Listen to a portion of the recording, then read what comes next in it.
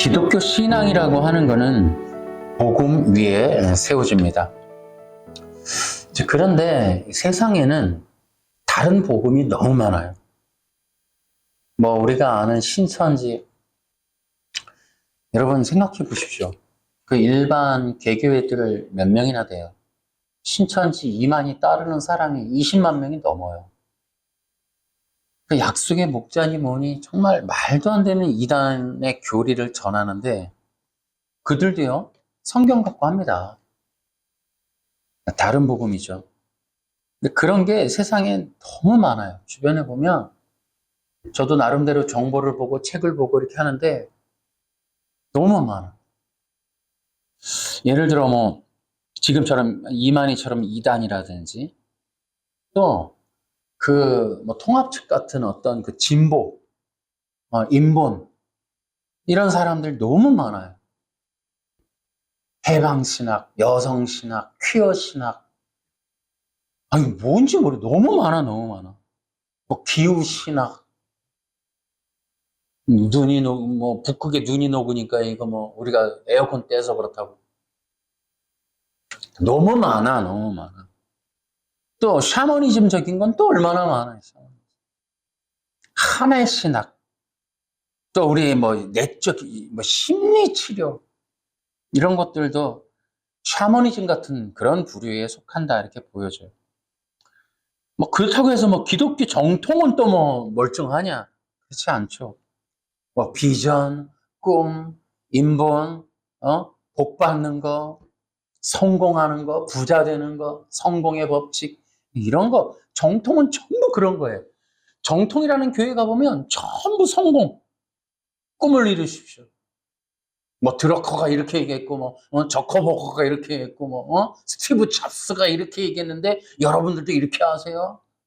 록펠러가 11조를 드렸으니 여러분도 하면 복 받습니다. 이런 거 정통교회 가면 전부 그런 이야기들 하죠. 답답하죠? 인본주의, 기복주의. 도대체 진짜 복음은 어디에 있는 거야? 얼마나 진짜 웃기는지 모르겠어요.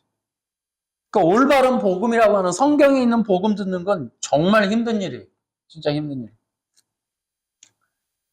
우리가 알다시피 이제 성경의 복음, 예를 들어 우리가 종교개혁, 지난주도 얘기했지만 종교개혁을 했단 말이에요. 종교개혁할 때 마틴 루터가 로마서 1장 17절을 가지고 있어요. 오직 의인은 믿음으로 말미암아 살리라. 그래서 오직 믿음, 예수님을 믿음, 이런 얘기를 한단 말이에요. 정말 그렇게 오직 믿음을 얘기했던 정통 개혁주의는 온전한가? 그들의 복음은 정말 구원받을 만한가? 그들의 복음을 따라갈 만한가? 참 이런 것들이 너무 안타까워요.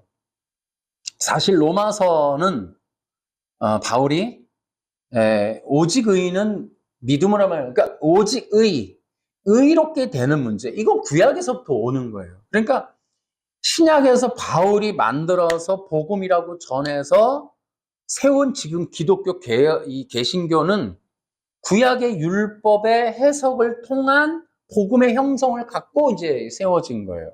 바울이 그렇게 시작을 했으니까. 사실은 그래서 이 신약의 복음은 구약의 율법의 해석을 통해서 이제 복음의 형성이 되고 개신교라는 커다란 종교단체가 이제 형성이 되는 거죠. 그러니까 이제 신약에서 구약을 어떻게 이해하고 어떻게 해석할 것인가 하는 게 대단히 중요한 거예요. 그 문제를 우리가 이제 개신교인들은 바울이 구약을 바라봤던 시각을 배워가면서 바울이 해석했던 구약의 이야기를 우리도 믿으면서 그렇게 따라가도록 하는 게 이제 사실은 개신교 신학이죠. 그래서 사실은 우리가 율법이라고 하는 구약 율법을 어떻게 이해할 것인가 하는 건 대단히 중요한 거다 이렇게 볼 수가 있어요. 제1장. 우리가 첫 번째로 율법의 요구에 대해서 이야기하면서 볼까요? 하나님께서 구약 율법에서 율법을 통해 하나님의 영원한 구원의 계획을 말씀하셨어요. 이제 그런 것이 바로 무엇이냐? 레위기 11장 45절 같은 내가 거룩하니 너희도 거룩하라 이런 말씀이에요. 재밌죠? 그러니까 이게 너무너무 웃기는 거예요. 구약이라고 하는 것에 솔직히 이 내용은 거룩함이에요, 거룩함. 그러니까 하나님께서 율법이라고 하는 것을 명령을 하신 거예요, 율법으로. 그 율법의 명령이 내가 거룩하니 너희도 거룩하라라는 거예요. 그러니까 율법이 무엇을 말하느냐? 거룩해야 한다라는 거예요. 거룩해야 한다. 그런데 바로 복음이라고 하는 게 바로 그 율법, 구약에 있는 율법이 명령하는 거룩하라라는 것과 별개가 아니에요. 그거가 연관돼 있어요. 그러니까 하나님께서 의인이다, 너 의롭다 이렇게 인정하는 건 뭐냐면 사람이 율법의 명령인 거룩함을 이룰 때 율법에 명령한 그 기준에 너는 합해. 그러니까 너는 의로와 옳다. 너는 율법에 합하다. 라는 개념으로 옳다, 맞다, 정확하다 이런 뜻으로 의롭다 이렇게 선언해 주는 거예요. 그러니까 이제 톰 나이트가 얘기했던 것처럼 톰 나이트는 이제 율법에 의롭다 이것을 고전적인 정통 기독교가 그동안 이야기해 왔던 의롭다라고 하는 선언은 법정적 선언이다라는 걸 부정했어요. 톰 나이트는. 이 톰 나이트는 이런 걸 부정하는 거야. 그리고서 이제 새 관점 이걸 만들어냈죠. 그러나 우리가 이제 기억해야 될 게, 그래서 이제 존 파이퍼가 아니야, 그거는 의롭다라는 거는 법정적 선언이야. 이걸 또 싸우는데 어쨌든 이것은 법정적 선언이 율법이라고 하는 하나님께서 율법이라는 것을 통하여 심판하고 정죄하고 판단하고 그것을 또한 시행하시는 일들, 이게 다 법정에서 이루어지는 그런 선언과 같은 거예요. 그러니까 그러니까 이게 톰 나이트는 이 법이라는 개념을 부정한 거예요. 법적인 효력이 아니라는 거예요. 절대법이 아니다. 하나님의 절대적인 기준의 법이 아니다. 이렇게 얘기하는 거예요.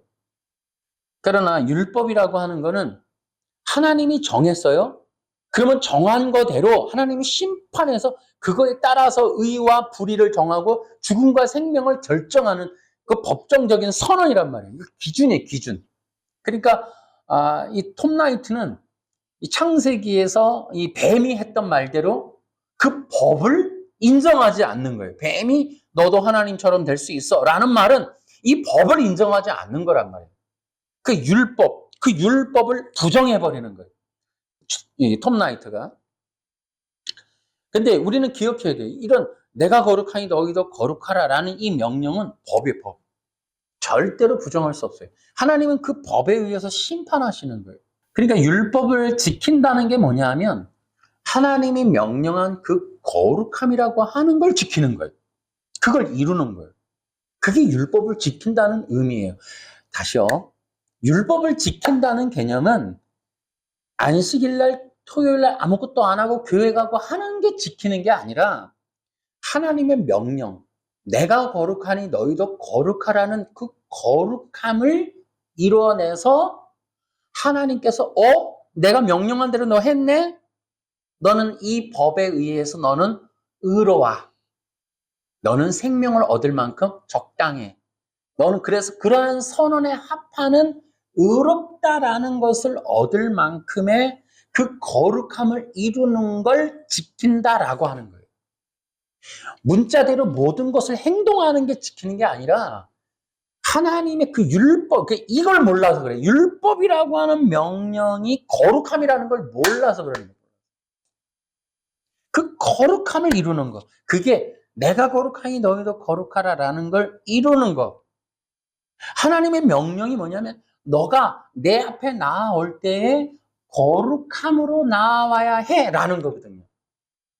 그럴 때 하나님께서 그 나온 자들을 심판하는 거예요. 너는 거룩해, 너는 그렇지 않아. 이걸 하나님 앞에 나아가는 자들은 반드시 거룩해야 돼요. 그래서 하나님 명령하죠. 강제로 명령해요. 1년에 3번은 내 앞에 나와라. 그리고 서라. 가인과 아벨도 마찬가지죠. 그 제단 앞에 나아가서 심판받는 거예요. 하나님이 연락하는 제사, 연락하지 않는 제사. 하나님 앞에 제단은 하나님 앞에 서는 거랑 똑같아요. 제단이 바로 그런 하나님의 임재를 상징한단 말이에요. 그러니까 그 앞에 하나님은 거룩하기 때문에 직접적으로 인간과 만날 수가 없어요. 인간이 볼 수가 없다고. 하나님은 너무너무 거룩하신 분이라 이 불의한 인간이 절대로 직접적으로 볼 수가 없어요. 그래서 그리스도가 필요한 거예요. 중보자가 필요한 거예요. 그것이 제단이란 말이에요, 제단. 이 제단이 바로 그런 효력이 있어요.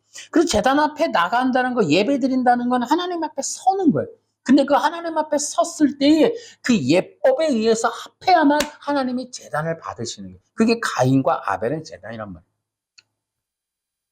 그게 바로 뭐냐? 핵심이 거룩함이에요. 얘는 땅에서 산으로 드렸고, 얘는 어린 양으로 드렸고, 아벨은 목축업을 했으니까 양으로 드리는 게 맞고, 얘는 농사꾼이니까 이런 게 아니라 거룩함을 이루는 거예요. 거룩함을. 그것이 절대의예요. 땅의 소산이라는 게 농사의 결과물이 아니라고. 그게 육신, 인본을 말하는 거예요. 인본, 인간의 중심, 인간성으로 나아가는 거예요. 이거 필요로 드린다는 건 중보자를 통하여 나아간다는. 그러니까 이게 우리가 성경이라고 하는 거를, 그러니까 지금 이제 이 시대가 칼바르트가 이제 지배하기 때문에 이 칼바르트의 영향으로 이게 이제 인간의 책이 돼버렸죠. 책. 그리고 뭐라 그래요? 성경이 진리야? 아닐 수 있잖아. 이 칼바르트 씨가 대단한 일을 하셨죠. 그러니까 이 대부분의 진보주의, 대한민국 80%를 장악하는 진보신학교, 진보신학, 진보교회들은 성경을 부정하는 일을 취미로 삼아요. 모세가 요단강을 넘고 이런 것도 전부 그거 무릎까지 왔던 거였고, 그 당시에 가뭄이어갖고 그들이 건널 수, 이런 얘기들을 쉽지 않게 하는 거예요. 이런 얘기 해봐야 그런 사람들이 듣는 거 너무 우스워요. 대한민국의 80%가 진보교회라니까요. 이건 제가 얘기하는 게 아니라고 내가 몇 번 얘기했죠. 그러니까 지금 이 성경을 변함없는 완전 영감으로 받을 수 있는 사람은 20%예요. 교회 다니는 사람의 20%만 그렇게 믿어요. 그러니까 굉장히 위험한 게 많아요, 지금. 감리교니, 이런 통합이니, 이런 말하면 뭐합니까? 그 모든 게 진보적인 사람들은, 진보적인 계열의 기독교는 성경에 대한 이 영감성을 안 믿는 걸 기본으로 삼습니다. 이 칼바르트가 이제 큰 바탕을 만들어 놨죠. 그래서 이것을 이게 이제 다 옛날서부터 있어 오던 일들이에요. 지금도 이 성경을 어떻게 보느냐? 이걸 완전 영감으로 안 보는 사람이 대단히 많습니다. 그러니까 이런 얘기가 참 아이러니한 거예요. 이 성경에 있는 이 모든 진리를 전한다는 게 이게 쉽지가 않아요. 그러니까 이 80%의 기독교가 그동안 해온 일들이 결과물이 지금 나오는 거예요. 대한민국 기독교가 폭삭 망하고 있는 거예요. 믿을 것도 없고, 이걸 참된 성경을 믿지도 않고, 예수님도 랍비라고 얘기하고, 뭡니까? 없어요, 지금은. 자, 어쨌든 우리 얘기를 또 계속 해봅시다. 그러니까 이제 이 거룩함이라고 하는 것이 하나님께서 명령하는 거란 말이에요. 그런데요. 자, 여기서부터 이제 기독교가 이제 신약으로 넘어가면 사도들이 하는 일이, 그동안 유대교 전통이 그 거룩함을 이루어 하나님 앞에 나아가는 것에 대해서 만들어 놓은 것들을, 이것을 다시 회복하는 거예요. 예수님과 사도들은 율법주의자들이 이 장로들의 전통으로 하나님의 모든 말씀을 왜곡시켜 놓았단 말이에요. 쉽게 얘기하면 모세의 율법을 지키지 않았어요. 장로들의 전통이라는 걸 지키면서 모세 율법을 어기고 있었단 말이에요. 그 모세 율법을 제거하고 덮고 가려놓고는 그것을 대체하는 성경, 장로들의 전통을 만들어 놓고 그걸 따르게 만들어 놓은 게 유대교예요. 유대교. 정통 유대교. 그러니까 유대교는 기독교라고 하면 안 돼요. 그러니까 유대교를 좋게 보면 안 돼요. 유대교는 율법주의자들이 만든 거예요. 율법주의자들이 뭐 했냐면 모세의 율법을 못 보게 한 거예요. 모세의 율법. 이 모세의 율법이 회복되면 안 되기 때문에.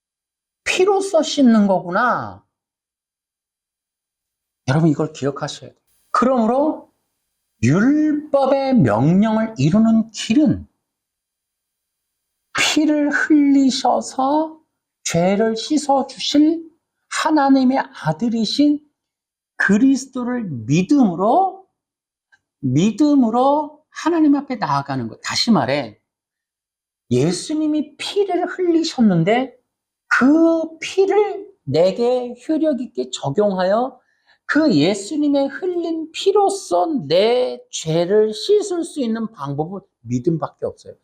예수님을 믿는다는 뜻은 예수님의 피로써, 예수님의 십자가에서 흘린 피로써 내 죄를 씻겠습니다. 씻어주십시오. 씻을 수 있음을 받아들입니다. 하나님의 그렇게 만들어 놓은 구원 계획을 인정하고 모셔드립니다. 라는 뜻이란 말이에요. 하나님이 인간의 죄를 당신의 아들이 흘린 피로 씻으라고 결정해 놓으신 거예요. 그게 복음이라는 거예요. 복음은 그렇게 하나님이 영원전부터 아들 예수님을 통해 이루실 구원의 계획인 거예요.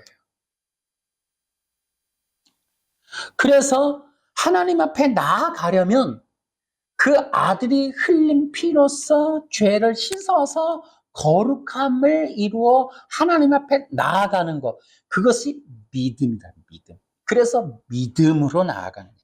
그걸 사도 바울이 오직 의인은 믿음으로 말미암아 산다라는 거예요. 그러니까 그 믿음이라는 말 안에는 이러한 구약의 율법의 엄청난 진리들이 포함되어 있는데 그걸 한마디로 믿음으로 살리라 이렇게 얘기하는 거예요. 그러니까 그 믿음이라는 말이 나 믿어요라는 몇 마디의 고백 그게 아니고 구약 율법에 있는 엄청난 내용의 진리를 받아들입니다라는 내용이 들어가 있는 거야. 그러니까 유대인이었던 바울은 이해하고 유대인들한테 믿는 거야 라고 하는 것을 그들은 이해하지만 우리 이방인들은 모른단 말이에요. 그러니까 전부 지금 믿음주의로 빠지는 거예요. 구약이 없는 믿음. 구약에 정결케 되는 하나님의 율법에 의한 정결례가 빠져있는 그냥 입으로 몇 마디 하는 것이 믿음이다라는 내용으로 나 믿어요. 나도 믿는데 다 이런 식으로 이제 가버린 거죠. 이제 이 하나님이 거룩하라라고 하는 것을 주셨는데요. 그것이 뭐다? 예수님의 피로 이루어진다. 근데 여기서 이게 이제 문제인 거예요. 하나님은 뭐 이렇게 어려운 방법으로 인간의 죄를 해결하시는가? 그러니까 예수님의 피로서 속죄받는 것이 거룩이다라고 하는 의미가 뭐냐? 아니, 왜 하필이면 예수님의 피로 씻어? 요 문제. 그 왜 피밖에 없을까? 인간의 죄는 그러니까 이게 문제인 거예요, 이게. 뭐냐? 인간의 죄에 대한 이야기 때문에 그런 거예요.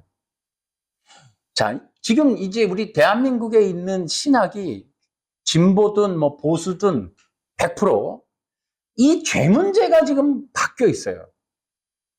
그러니까 세계적으로 이 개혁 신학도 그렇지만은 지금 뭐라 그래요? 개혁 신학도 나서서 늘 개혁 신학 서점에 가봐요. 엄청나게 많습니다.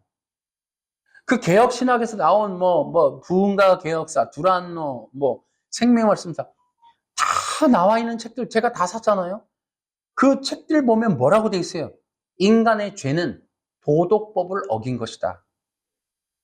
아마 다 보셨을 거예요.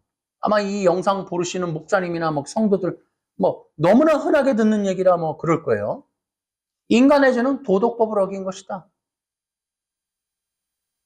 그 문제 때문에 피라고 하는 게 이게 아주 중요한 요소가 되는 거예요. 자, 보십시오. 인간의 죄가 그렇게 도덕적인 행동, 윤리 이렇게 지금 외신서, 웨스트민스터 신앙고백서와 개혁신학이 이걸 주도적으로 전하고 있어요. 인간의 죄는 도덕법을 어긴 것이다. 율법이 도덕법이고 도덕의 준칙이고 십계명은 도덕을 지키는 도덕의 원리다. 기독교 전체가 그 얘기를 하는 거예요, 지금. 그러면서 뭐라 그래요? 인간의 문제는 마음에 새겨져 있는 도덕법이라고 하는 것. 다시 말하면 선악과라고 하는 법은 도덕의 지침이었고 선악과를 먹는 행위는 도덕을 어긴 행위다. 자, 이게 개혁신학이에요. 한번 물어보세요. 지금 이 영상을 듣는 성도들이라면 자기가 다니는 교회의 목사님들한테 한번 물어보세요. 아담의 죄는 도덕법입니까? 라고 물어보세요. 그러니까 합동측이나 장로교는 기본이고 다른 교단도 한번 물어보세요. 선악과 언약에서 아담이 지은 죄는 뭡니까? 라고 물어보세요. 합동측은 100%다 이제 도덕법이 아니면 합동측 목사님이 아닌 거예요. 그 교육을 안 받으시거나 공부 되게 못하신 분이. 아니면 외신서를 모르거나 어떻게 목사 안수 받았나 모르겠네. 그러니까 인간의 죄가 도덕법이 아니라고 말하는 사람이 있으면 한번 얘기해 보시라니까요. 그런 목사님들이 있는지. 왜? 전부 그렇게 배우고 있으니까. 그러니까 지금 우리 개신교 신학의 문제는 아담의 죄를 행위로 보는 거예요. 행위. 도덕, 표면적인 행동, 도덕적인, 윤리적인 문제라고 보는 거예요. 이렇게 아니면 내가 얘기한 게 아니면 합동측이 아니고 통합측이 아니, 장로교가 아닌 거예요, 일단. 장로교는 전부 이걸 이제 주장하고 있으니까.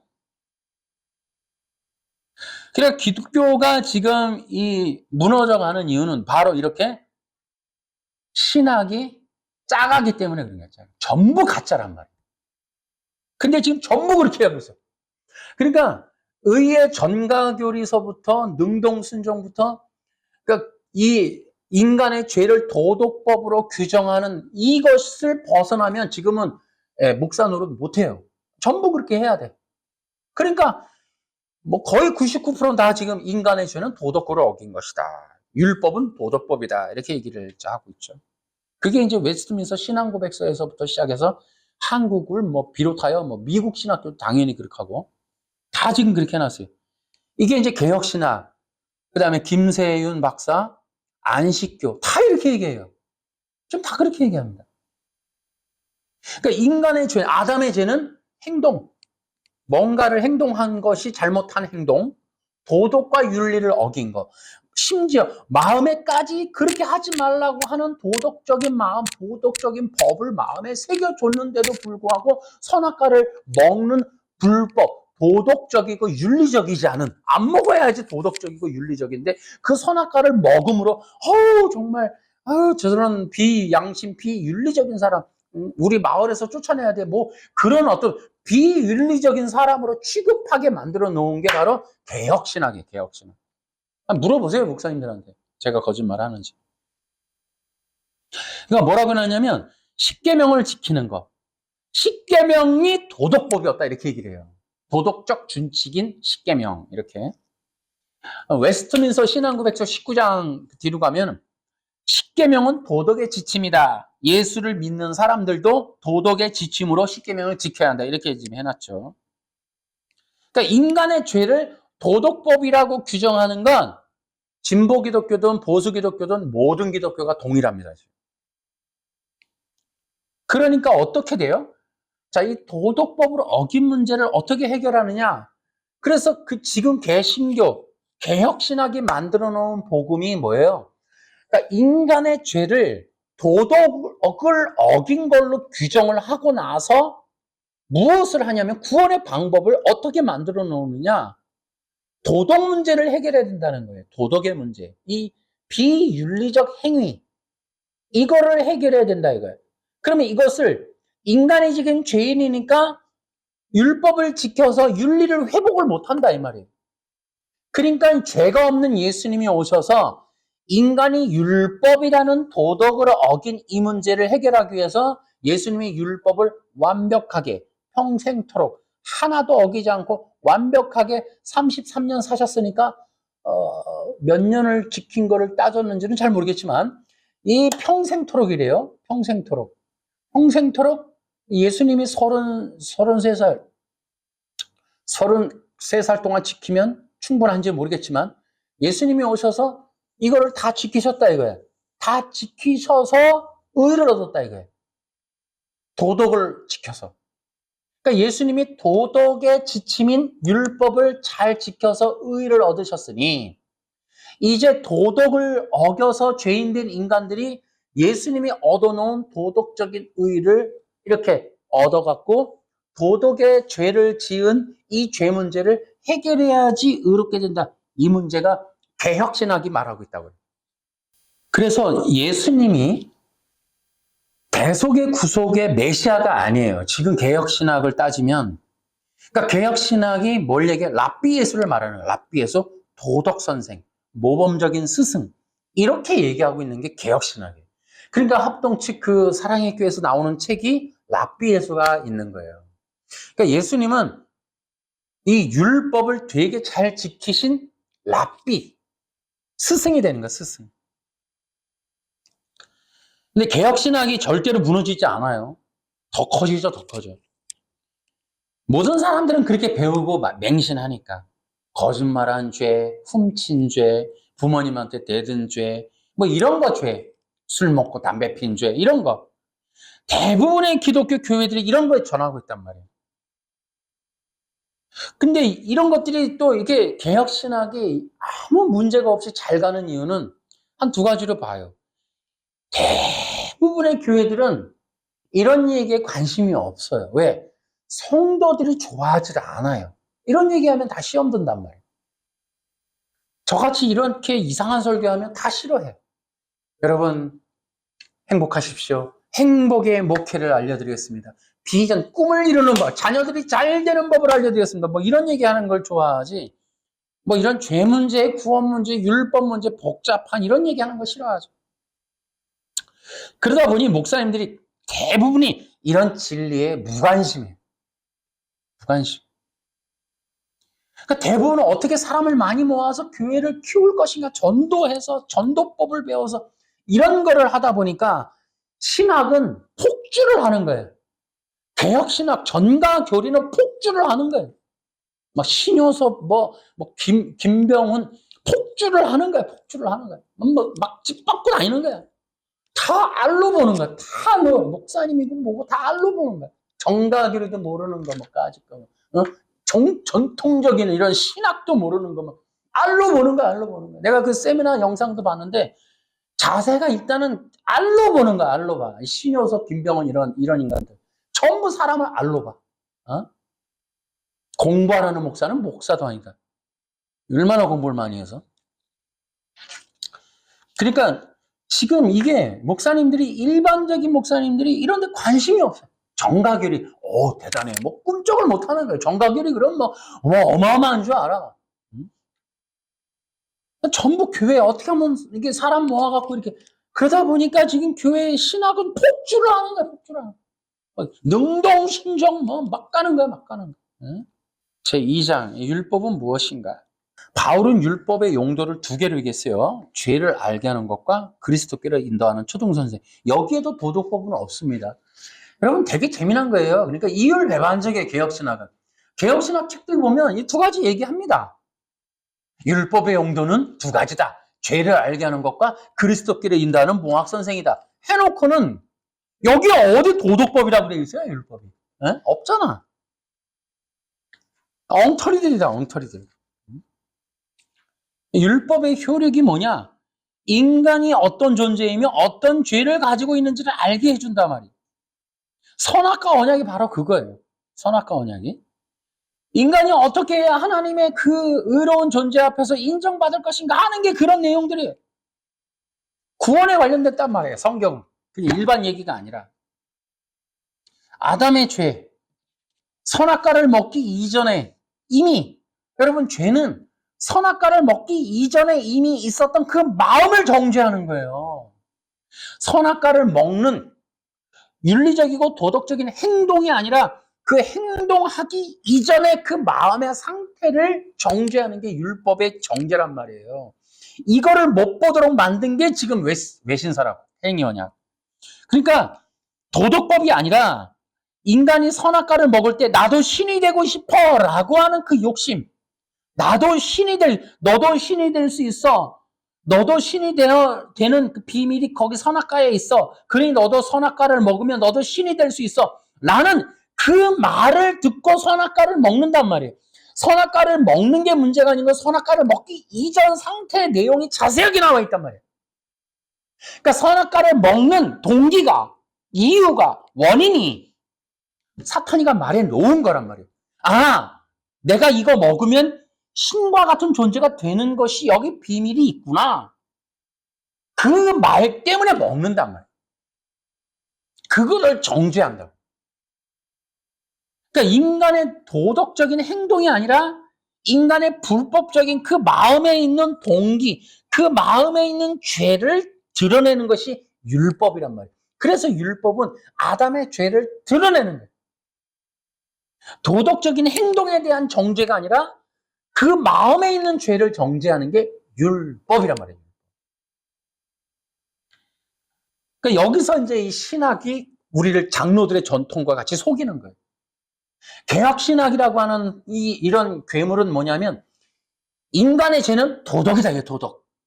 성경은 인간이 도덕적인, 도덕이라고 그래. 어떤 선악과를 먹는 행동 이전의 상태에 대한 이야기를 하고 있는데 성경은 그 얘기를 하는데 신학은 먹는 행위, 그 도덕법, 이 개혁신학이라고 하는 이 괴물.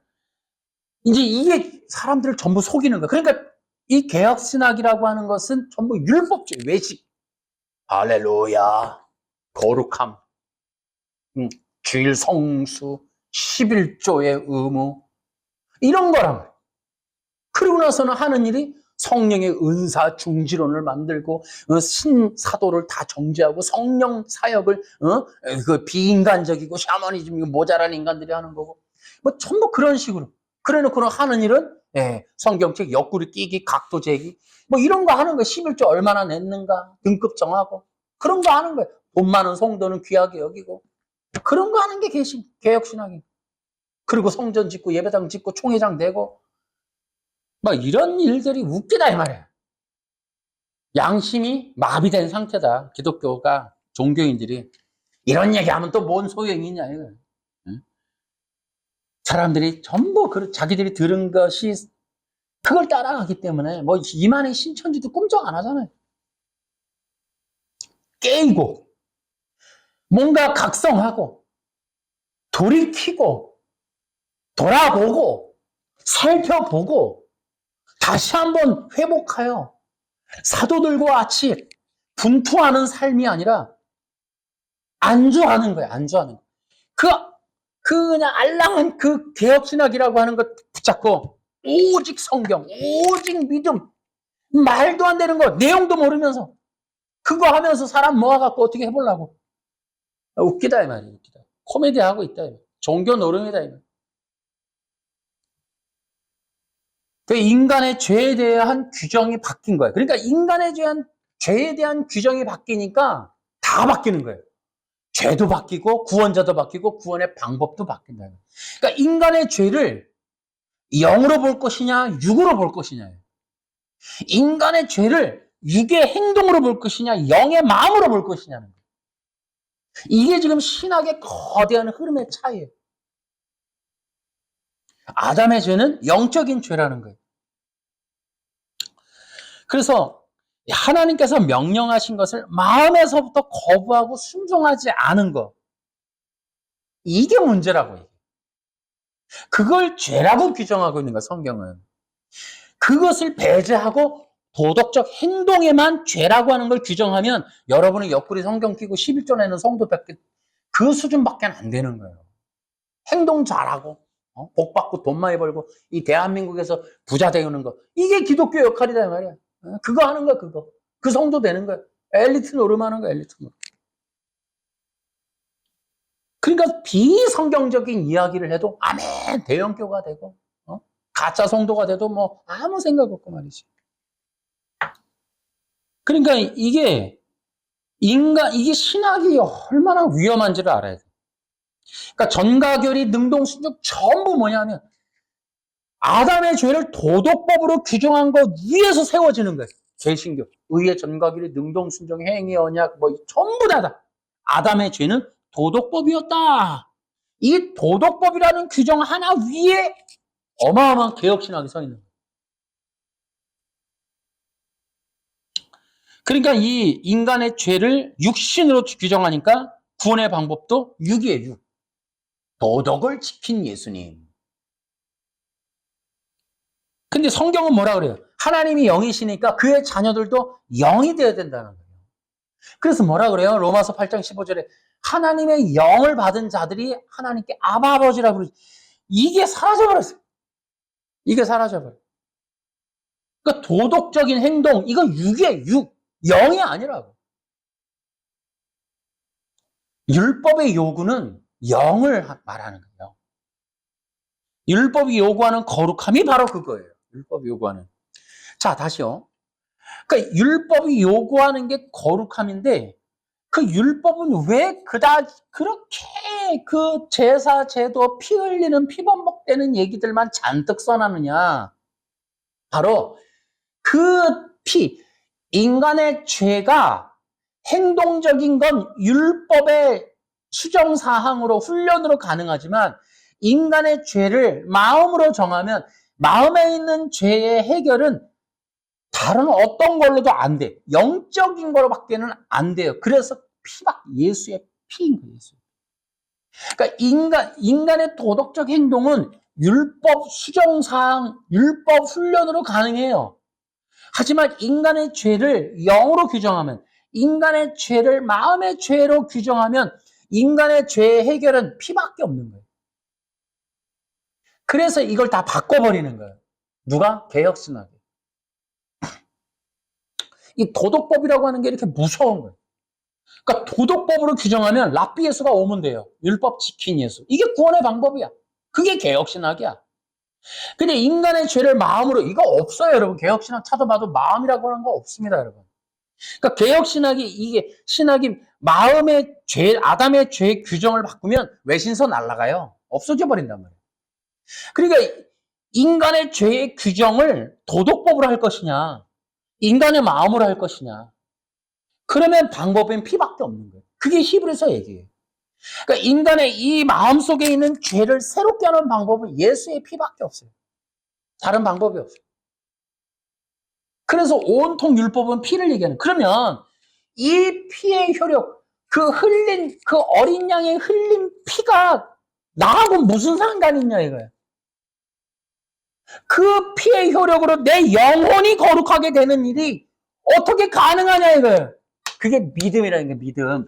행위로 안 된다고. 그러면 그 흘린 피대로 나도 피 흘려? 그런 게 아니라 예수님의 피는 흉내를 못 내. 예수님 한 분밖에 없잖아요. 하나님의 아들이 거룩한 분이란 말이에요. 그 죄가 없는 거룩한 피는 예수님밖에 없잖아요. 우리가 흘린 피는 개피죠. 예수님이 흘린 피, 그 피는 뭐예요? 거룩하다면 죄가 없는 생명의 죽음을 말하는 거예요. 그 죄가 없는 죽음, 그 죽음만이 나의 죄를 덮을 수 있다. 이게 하나님이 정해놓은 대속의 구속의 교리란 말이에요. 이해되세요? 그러니까 인간의 죄를 대속할 수 있는 길은 죄가 없는 예수님이 오셔서 그 피를 흘리시고 그 피의 효력을 받아야 돼. 그 피의 효력을 받는 게 믿음밖에 없다고요. 그래서 오직 의는 믿음으로 말미암아 살. 이게 율법이 명하는 거예요. 그러니까 율법은 끊임없이 그리스도를 이야기해 주면서 그리스도의 그 속죄 대속의 은혜 가운데 생명을 얻으려면 믿어야 한다. 요게 율법의 이야기란 말이에요. 그걸 찾아낸 거예요, 사도 바울이. 와, 오직 의는 믿음으로 말미암아 살리라 라고 하는 게 율법의 얘기다 라고 하는 걸 찾아낸 거예요, 그걸. 그게 개신교의 시작이었어요. 이게 사라져버린 거예요. 오직 의는 믿음으로 말미암아 살리라. 그래서 그 예수님의 피, 죄가 없으신 예수님의 피를 통하여 그 효력을 받아야 돼. 그걸 어떻게? 나 예수를 주님으로 믿습니다. 로마서 10장에 나오듯이 예수님을 믿음으로, 주님으로 믿을 때에 로마서 6장에 하나님께서 그 죽으심과 부활을 통해 그 믿음으로 연합을 시킨다 이 말이에요. 믿음으로 영적인 연합을 이룬다 이 말이에요. 믿음이란 영적 연합이라는 거예요. 영적 연합.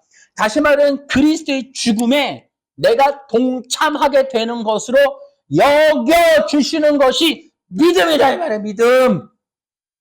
이게 하나님의 은혜의 방법이에요. 은혜의 방법이라고. 은혜의 방법. 나는 죽지 않았는데, 나는 살아있는데 대가를 치르지 않았는데 예수님의 대가 지불, 예수님의 죽음의 피의 대가 지불에 동참시켜주시는, 함께 죽었다고 여겨주시는, 그렇게 봐주시는 하나님의 은혜의 방법에 순종하는 게 믿음. 그 믿음 하나로 넌 나의 뜻에 순종했구나로 봐주셔서 너도 죽고 부활한 새 생명으로 여겨준다. 꽝꽝꽝 의라고 하는 게 은혜라고. 이게 은혜. 이 방법을 창세전에 계획해 놓으신 거예요. 그래서 그 인간의 죄 문제는 예수의 피밖에 없어요. 행동이 아니기 때문에. 행동 수정이 필요한 게 아니기 때문에. 그 인간의 영혼 안에 찌들어 있는 그 DNA 속에 있는 죄라고 하는 그 근본성, 그것을 위하여 예수의 피가 들어와야 돼. 그 우리가 어디서 지금 피를 찾아요? 안 돼. 믿음으로 연합하는, 영적 연합. 없잖아요. 2000년에 죽으신 예수의 피가 어디 있어요? 영적 연합. 지금도 예수 믿습니다 하는 순간 그리스도와 영적으로 연합하는 것이 하나님의 은혜라고. 내가 하는 게 아니고.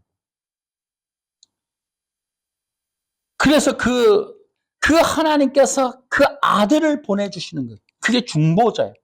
그 아들이 하나님께 영을 받아서 거룩한 분이에요. 이 얘기를 하면 또 개혁신학도 하나님으로부터 영을 받아서 거룩한 분이에요. 그랬기 때문에 예수님은 율법을 지킬 필요도 없고 율법에서 의를 얻을 필요도 없는, 이 얘기를 하면 이 개혁신학 이거 어떻게 하면 좋아 이거? 응? 의의 전가교리 신었어도 이거 어떻게 하면 좋아 이거? 그러니까 하나님의 의는 뭐냐? 처음부터 0이었어요. 처음부터 0. 왜냐? 율법으로 거룩함을 명령하신 이 거룩함은 행동이 아니에요. 그러니까 처음서부터 내가 거룩하니 너희도 거룩하라 라는 것은 0의 이야기였어요. 0의 이야기. 다시 말하면 행동, 율법을 잘 지키는 행동이 거룩해가 아닌 거예요. 인간이 어떻게 거룩할 수 있느냐? 예수의 피로 씻고 덮어야 거룩할 수 있다라고 하는 것이 바로 하나님의 거룩의 명령이었어요. 그래서 하나님께서 여기서 이제 기가 막힌 거예요. 우리가 늘 얘기하듯이 인간이 하나님의 뜻에 순종하여 그 뜻에 의해서 하나님께 나아가면, 예수를 믿고 나아가면, 예수님을 통하여 십자가의 피로 덮어서 하나님 앞에 나아가면, 그때 하나님께서 너를 의롭다 하시는 거예요. 의롭다. 의롭다 하시고 성령을 선물로 부어주시는 거예요. 그래서 이것을 다시 우리가 복음으로 얘기하면은, 복음이란 뭐냐? 예수 그리스도를 믿음으로 십자가에서 죽고 나서 성령 안에서 다시 살아나는 거예요. 다시 살아나서 성령 안에서 자녀의 권세를 얻어서 하나님의 자녀의 권세의 능력으로 살아가는 게 복음이라고 해요. 복음. 그런 것들이 이제 개혁신학에서 의의 전가교리로 씻겨 나갔습니다. 여러분, 이 개혁교회 다니는 성도님들 안타까운 거예요. 보세요. 제가 지금 걱정하는 게 WEA가 와갖고 사랑의 교회에서 랍비 예수를 전하고 그 다음에 이제 로마 카톨릭의 종교 통합에 동의합니다. 이거 선언했죠. 그러고 갔어요.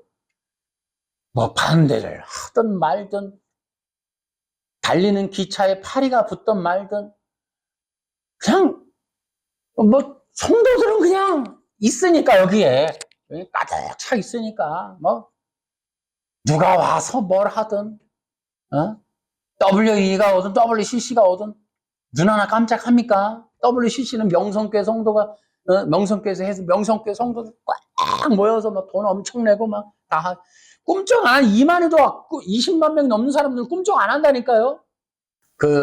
이제 앞으로 ICRC라고 하는 또 회의가 또 총회가 또 있다고 하더라고요. 제가 자세하게 뭐 보진 않았는데, 이게 뭐냐면 ICRC가 뭐냐면 이거는 개혁총회라고 그러더라고요.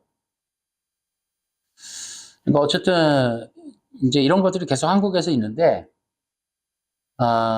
다시 말하면 능동순종이 완료되었기 때문에 개혁신학도 이런 방향으로, 그러니까 그거 뉴스 보니까 뭐 개혁신학 아주 노래를 부르고 뭐 아주 위대한 것처럼 전부 속은 거거든요, 그거. 그러니까 개혁신학의 실체는 행위언양이고 외신서, 개혁신학의 근간은 외신서, 행위언약, 나아가서 의의 전가교리, 능동순종이란 말이에요. 이것들이 이미 완료 구축되었기 때문에 이제 막 들어오는 거예요. 근데 이것이 왜 문제인지를 개혁신학을 하는 한국의 사람들은 몰라요. 네. 왜냐하면 일단은 그런 영상도 없고 그런 책도 없어요. 뭐가 문제인지, 의의 전가교리 비판하는 거, 능동순종 비판하는 거, 행위언약 비판하는 책들이 아예 없습니다. 아예. 어쨌든 지금 이제 그런 일들이 계속해서 일어나고 있다. 자, 그러면 이제 우리가 이 거룩함이라고 하는 거를 한번 보셔야 돼요. 이 거룩함이라고 하는, 하나님이 요구하는 거룩함, 이것이 이제 사실은 알려지지 않았어요. 이 하나님의 율법의 명령이 거룩함이다. 이것도 저는 본 적이 없어요. 책들을 봐도 없어요. 율법에 대한 책들을 봐도 이 내용이 없어요. 그러니까 율법의 명령이 거룩함이다. 이것도 없습니다. 어쨌든 하나님께서 거룩함을 명령해요. 그 거룩함을 이루는 게 속죄의 피, 아담서부터 그 가죽옷을 주셨단 말이에요. 아담도. 그리고 그 뒤에 창세기 4장에 아벨의 제사가 나온단 말이에요. 그러니까 이미 하나님께서 결정하신 창세전 언약의 그리스도란 말이에요. 이게 에베소서 1장이고. 이 그리스도의 십자가, 베드로전서에 이 창세 전에 이미 십자가가 예비돼 있다.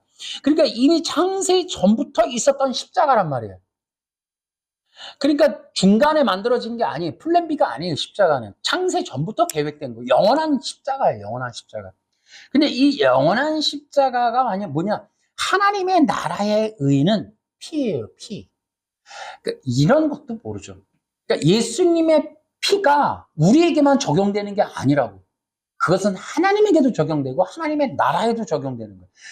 그래서 하나님의 영원한 나라에 이 계시록 가니까 예수님이 어떻게 계세요? 죽은 어린 양, 죽임당하신 어린 양이라고 나오잖아요. 6장서부터. 그 죽임당하신 어린 양이 나온단 말이에요.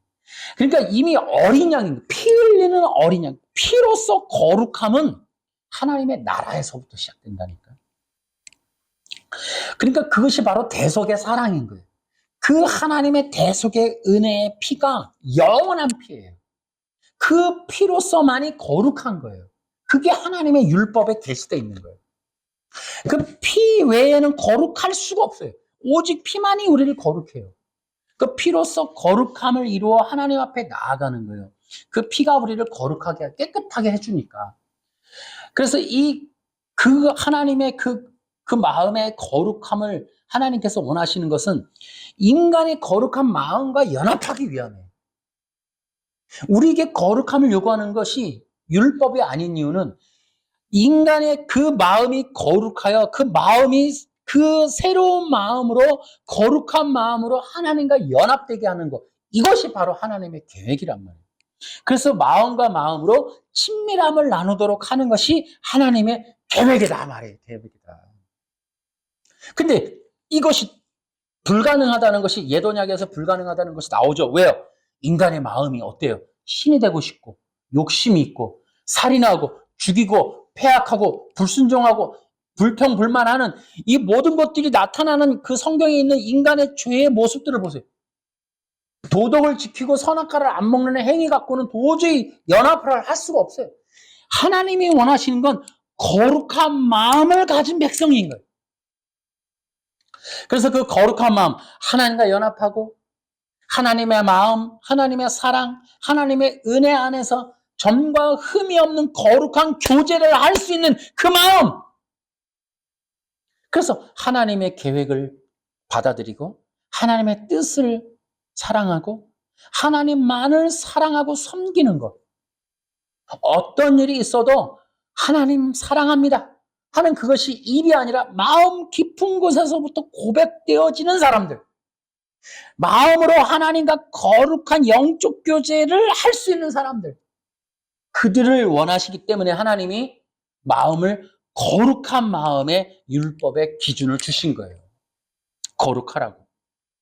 그래서 이 인간에게 하나님이 하시는 은혜의 일이 뭐냐면 마음을 새롭게 하시는 거예요. 근데 그 마음이 새롭게 되는 게 뭐다? 예수님은 거듭남이다. 이렇게. 거듭남. 그래서 거기 나오듯이 마음 중심에서부터 새 마음으로 주님의 영을 통해 주님의 마음을 받아 깊이 주님을 이해하고 섬기고 사랑하는 그것. 하나님을 기뻐하는 마음. 하나님이 어떻게 하시든, 하나님이 무엇을 뜻하시든, 하나님의 계획과 사랑과 그 은혜와 그런 모든 것들에 대해서 사랑하고 받아들이고 섬기고 기뻐합니다. 라고 하는 것. 그것이 영적인 교제. 그렇게 영적인 교제가 가능하도록 그런 백성을 원하시는 것이 거룩함의 명령입니다. 그 뜻이 한마디로 내가 거룩하니 너희도 거룩하라는 거예요. 이해되시나요? 그러니까 하나님의 엄청난 그 자기 자녀와 백성과 하나님의 나라에서 영원한 영생의 삶을 누리기를 원하시는 완벽히 하나님과 연합된 마음을 원하시는 계획이 거룩함이다. 그래서 거룩함은 도덕이 아니에요. 인간의 영혼인 거죠. 하나님이 그 영혼의 거룩함. 근데 그것이 어떻게 이루어진다? 예수님을 믿음으로 거듭나는 것을 통하여. 거듭남이 뭐예요? 새 영, 새 마음, 새 법. 그 성령으로 인하여 새 마음, 새 법, 새 영이 임하는 것. 그게 거듭남이에요. 그 거듭남을 통하여 옛사람의 마음, 아담으로부터 온 마음, 아담으로부터 하나님께 불순종하고 거부하고 싫어하고 욕하고 불순종하는 그런 거대한 인간의 아담의 욕망의 마음이 십자가에서 죽고 하나님의 거룩한 마음이 심겨지는 것. 그게 바로 거듭남이라고. 그 거듭남은 예수님을 믿을 때에 얻는 거예요. 예수님.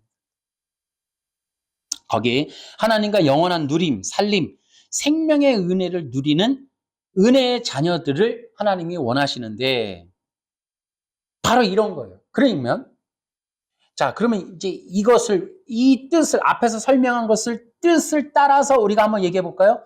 예수 믿는 게 뭐냐는 거죠. 이것을 한번 생각해 보셔야 돼요. 그러니까 우리는 명심해야 돼. 예수님을 믿는다는 것의 의미가 무엇이냐? 교회에 다닌다는 의미가 무엇이냐? 성도가 되었다는 뜻이 무엇이냐? 하나님의 자녀가 되었어! 이 뜻이 무엇이냐는 거예요. 그것은 바로 거룩한 백성, 거룩한 자녀가 되었다는 거예요. 그 거룩한 자녀와 백성이 하나님과 생명의 관계가 맺어지는 거예요. 그럼 그들이 어떤 자들이냐? 하나님과 점과 흠이 없는 거룩한 마음의 교제가 이루어지고 있는 자들이 예수 믿고 성도된 자들이다 이 말이에요. 교회 다니는 사람들이. 다시 말하면 자 보세요. 예수 믿지 않는 사람들은 하나님에 대한 관심이 없어요. 일단 하나님 신도 없어요. 자기가 신이니까. 그러니까 자기가 오늘 뭐 할 것인가에 관심만 써. 이 머릿속에 생각 속에 하나님이란 존재가 없어. 하나님을 위해 살고 예배를 하고 섬기고 교회를 돌보고 하는 일들이 없어요. 일반인들은. 근데 예수님을 믿는다는 거는 집안이 안 되니까 병 들었으니까 그거 해결해 보려고 나 교회 갈래 하는 그런 용도의 얘기가 아니고 이 성경에 있는 대로의 의미는 다르다고. 지금 우리 인간적인 의미에서의 교회, 기독교, 성도, 예수 믿는 이 의미랑 성경의 의미랑 다르단 말이에요. 성경이 나와 있는 그 뜻이. 그러니까 예수 믿는다는 거는 하나님과 거룩한 자녀와 백성의 영적 교제가 이루어지는 자를 말하는 거예요. 그러니까 다시 말하면 예수 믿었으니까 어떻게 돼요? 이제 나에게 아버지가 생기고 영적인 주인이 생기고 영적인 주인이 원하시는 일, 생각하는 거, 계획하는 거, 뜻하시는 바를 내 것으로 삼아 그분의 뜻을 순종하고 그 계획에 따라 살고 그분이 명령하는 것대로 이끌림 받고 하는 이 삶을 산다라는 것을 의미하는 거라고요. 그러니까 내 뜻대로 사는데 내가 잘 살도록 교회든 목사님이든 하나님이든 신이든 누가 오든 부처든 날 좀 도와주시오. 병을 고쳐주시든 복을 주시든 사업이 잘 되든 그런 거 해주시오라는 종교적 개념의 기독교가 아니라 그런 종교성을 일반적으로 보면 그것을 무시할 수는 없으나 그런 종교성은 일반인들도 다 갖고 있어요. 그것이 그런 소망을 갖는다는 건 나쁜 게 아니죠. 잘 살고 싶고 누구나 병이 안 들고 싶고 행복하게 살기를 원하는 건 맞아요. 그러나 그런 사람들이 그런 마음의 목적으로 종교를 찾는 것과 지금 우리 교회 안에서 기독교인들이 예수를 믿는다는 개념은 다르다고 이해하셔야 돼요. 그러니까 예수님을 믿는다는 건 달라요. 내 중심에서 나를 돕는 신을 찾는 문제가 아니라 나에게 이제 내가 모르던 나의 창조주라고 하는 분에 대한 인식이 열리고 지식이 생기고 그분이 가지고 계신 생각과 뜻과 마음이라고 하는 보이지 않는 신의 뜻, 계시성, 마음과 의도와 계획과 목적이라고 하는 것에 대해서 새롭게 배우고 인식하게 되는 과정을 통해 그분의 뜻에 내가 어떻게 맞추어 살 것인가에 관련된 얘기가 기독교라고 해요. 이 종교성과 기독교의 개념이 이해가 돼야 돼요. 그래서 기독교인들은 1차적으로 하나님이라는 개념이 생기는 거예요. 근데 그 하나님을 우리가 찬양할 때 뭐라 그래? 이스라엘의 하나님이에요. 우리 토속적인 어떤 산신령 같은 하나님이 아니라 이스라엘의 하나님, 창조주 하나님, 권능의 하나님, 이렇게 그 이스라엘의 하나님이라고 하는 성경에 그려져 있는 이분이 우리 하나님이야 라는 개념이 새롭게 형성이 되는 거예요. 신개념이 바뀌는 거예요. 전설의 고향에 나오는 그런 신이 아닌 이스라엘의 하나님, 성경 역사 속에서 창조하시고 구속하시고 역사하시는 이런 하나님에 대한 인식이 새로워지는 거예요. 말씀하시는 하나님, 그 백성들 속에 거하시길 원하시는 하나님, 그 백성들 대화하시는 그런 하나님이 생명의 하나님이 우리에게 생명을 부어주시는 분이라고 하는 것에 대한 인식이 새롭게 생기는 게 이게 성령의 역사예요. 성령의 역사. 그러면서 성경을 통해 하나님의 계획이 어떻게 이루어져 가는지를 구약서부터 신약까지 역사성을 통해 성경 신학적으로 이해가 되면서 하나님의 뜻에 대한 인식이 열리는 거예요. 그분의 계획에 대해서 인식이 열리는 거예요. 그분과 영적인 교감을 하는 것에 대해서 새로운 생명의 역사, 그 생명의 성령의 법이 다시 적용이 되는 삶. 이게 기독교인인 거예요. 그래서 예수님을 믿는다는 것이 얼마나 대단한 일인지를 아셔야 돼요. 그 예수님을 믿음으로 펼쳐지는 새로운 역사, 영적인 역사, 보이지 않지만 생명의 역사가 펼쳐지는 거예요. 명심하세요. 하나님은 생명이십니다. 예수님을 믿고 성령을 받는 순간 우리의 모든 삶은 생명이 주관하십니다. 그러니까 사는 거예요. 우리 육은 후패하지만 우리의 영은 날로 새로워집니다. 아멘. 그러니까 생명의 하나님이라고 하는 것이 놀라운 이유는 우리를 구원하시는 그 하나님의 은혜는 생명이에요. 그 성령으로 하나님과의 영적인 교제가 일어나는 자는 그날 그때부터 생명이 주관하는 거예요. 죽음의 권세는 사라졌습니다. 우리의 삶은 생명이에요. 하나님의 영원한 생명이 우리를 주관하시는 거예요. 넘어져도 사는 겁니다. 우리는 실패라는 게 없어요. 우리에겐 죽음이 없습니다, 여러분. 예수 믿고 성령 받은 이상 죽음이 없어요. 실패가 없어요. 절망이 없어요. 우리에게는 생명이 역사하는 겁니다. 아멘? 이게 기독교인이에요.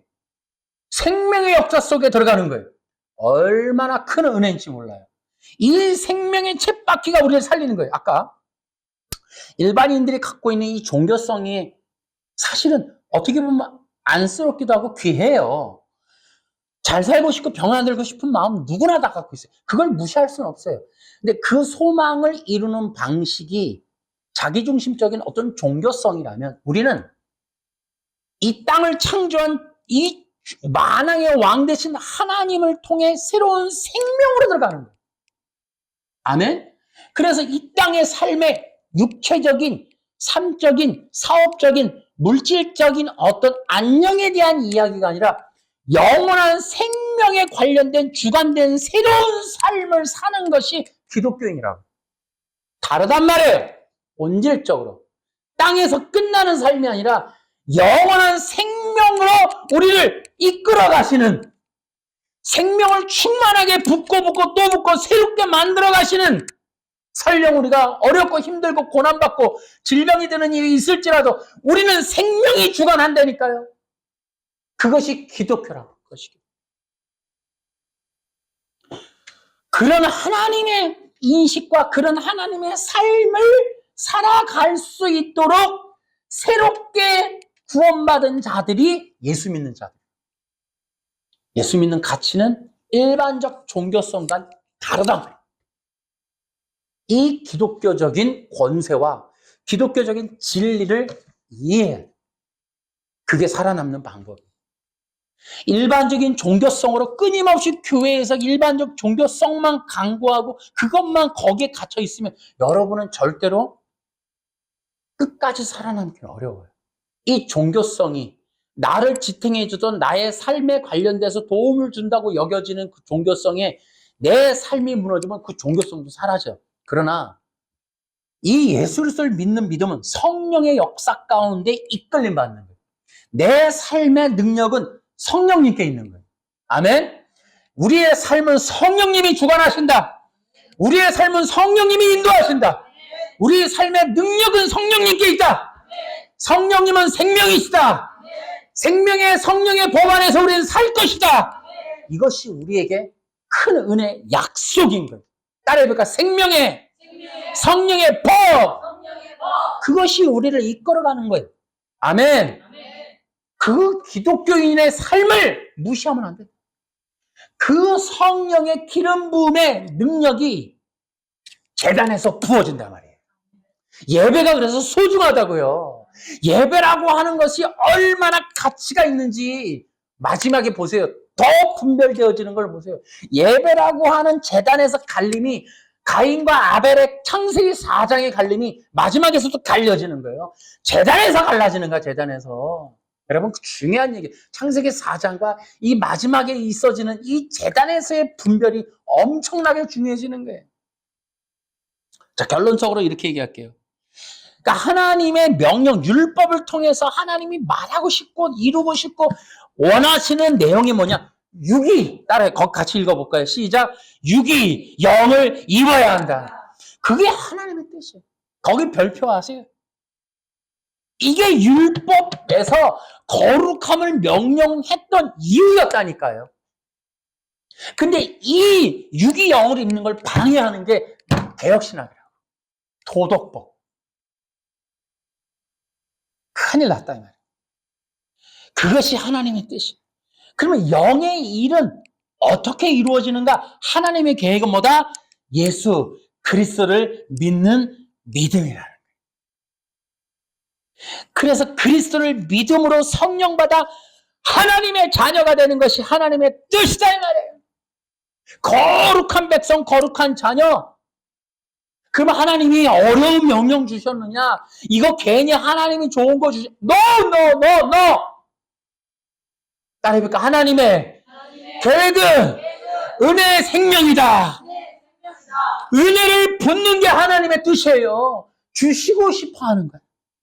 하나님께서는 그 영원한 생명을 받아서 누릴 수 있는 자녀를 부르시는 거예요.